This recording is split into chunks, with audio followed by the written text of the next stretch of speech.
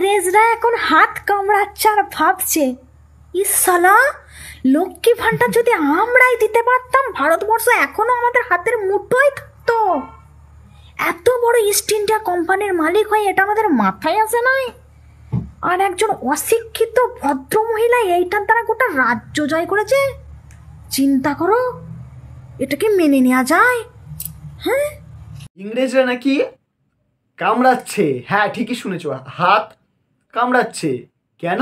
নাকি বলছে ইংরেজরা যদি আগে জানতো লক্ষ্মীর ভাণ্ডার দিলে মানুষ এতটা ভুলে যায়। আমি বলছি না, এই সাহসী মহিলা, এই যে দেখলে ভিডিওটা, এই সাহসী মহিলা বলল, এটা আমার কথা নয়, এই সাহসী মহিলা ইনিও তো একজন লক্ষ্মীর ভাণ্ডার প্রাপ্ত মানুষ।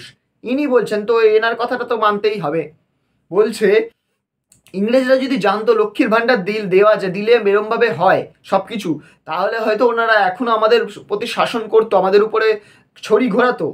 এটা বলছেন এই মহিলা, এই সাহসী মহিলা। এই সাহসী মহিলাটা কে জানি না আমি। এনার ভিডিও আমি চ্যানেলে প্রথম ছাড়ছি আজকে।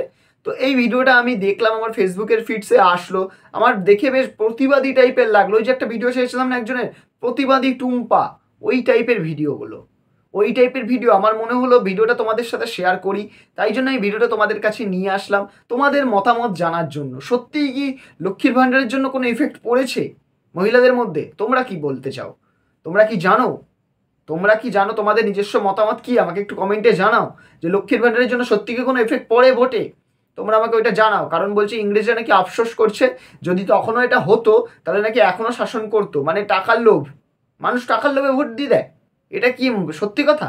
হ্যাঁ, কিছু কিছু জায়গায় আমরা দেখেছি, কিছু জায়গায় দেখেছি। এই তো কদিন আগে একটা গুজব রটলো। গুজব বললাম কেন, আমার কাছে প্রমাণ নেই কোনো, বা আমি জানিও না শিওর কেস কি, সত্যি ঘটনাটা কি আমি জানি না। যেটুকুনি আমি সোশ্যাল মিডিয়ায় দেখলাম সেটুকুনি বলছি, সত্যটা মিথ্যাটা কিছু যাচাই করিনি এটার ব্যাপারে। ওই জন্য বললাম গুজবই হতে পারে হয়তো। যে বলছে নাকি 10,000 টাকা দিয়ে বিহারে ভোট কিনেছে, কিন্তু আবার এক জায়গায় শুনলাম নাকি মহিলাদের আত্মনির্ভর হওয়ার জন্য, কাজবাজ করার জন্য দিয়েছে। যদি ওটা হয়তো সত্যি খুবই ভালো করেছে, হ্যাঁ, মানুষ আবার ওটাতেও একটা খুঁত খুঁজছে, তাহলে ভোটের আগেই কি দেওয়ার দরকার ছিল? এটা লোভ দেখানো না? এরম টাইপের কথা বলেছে।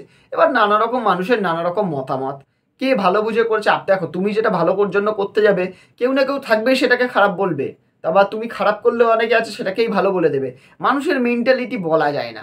এবার আমি জানি না ওটা সত্য, ওটা কী কারণে টাকাটা দিয়েছিল, কী কারণে। হ্যাঁ, টাকাটা দিয়েছিল একটুখানি শুনেছি, কিন্তু টাকাটা যে কেন দিয়েছে, কথাটা কি ভ্যালিড কারণ আছে ওটাই, নাকি অন্য কোনো ওর পিছনে লুকিয়ে আছে, সেটা আমি জানি না।